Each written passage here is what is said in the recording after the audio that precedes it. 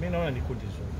Ni kundi ambalo linatuonyesha picha ya Champions League, kwamba unapokwenda kwenye Champions League unakutana na watu ambao wanakuwa na uwezo wa juu, na especially unapozungumzia hatua ya makundi, achana hizi hatua za awali na hatua ya kwanza. Unapoingia kwenye makundi utarajia kukutana na watu wakubwa, na nimeona watu wengi sana tayari wameanza ule utabiri kwamba Yanga hana nafasi, lakini kwenye mpira pia haipo hivyo. Labda kama tutakuwa tunazungumza kishabiki, hata Simba wao pia hawana nafasi.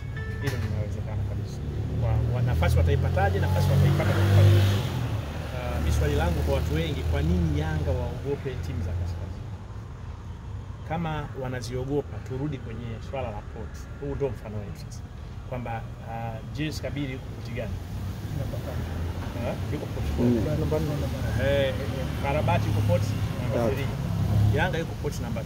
Kwa maana ukizungumzia kwa ukubwa wa timu, Yanga pale anazidiwa na Ahad. Hawa wengine waliobaki kwa maana ya reference ya CAF na namna wao kushiriki michuano, Yanga ni mkubwa kuliko hao.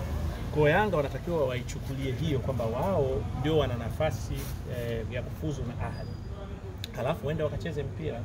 Ni kweli wanakwenda kucheza kaskazini kuna ugumu, lakini mimi nikukumbushe kaskazini Yanga ndio walipata nafasi ya kuingia hatua ya makundi kama sijakosea, wakati wanasonga kwenye michuano ya watu wanashinda pale nini?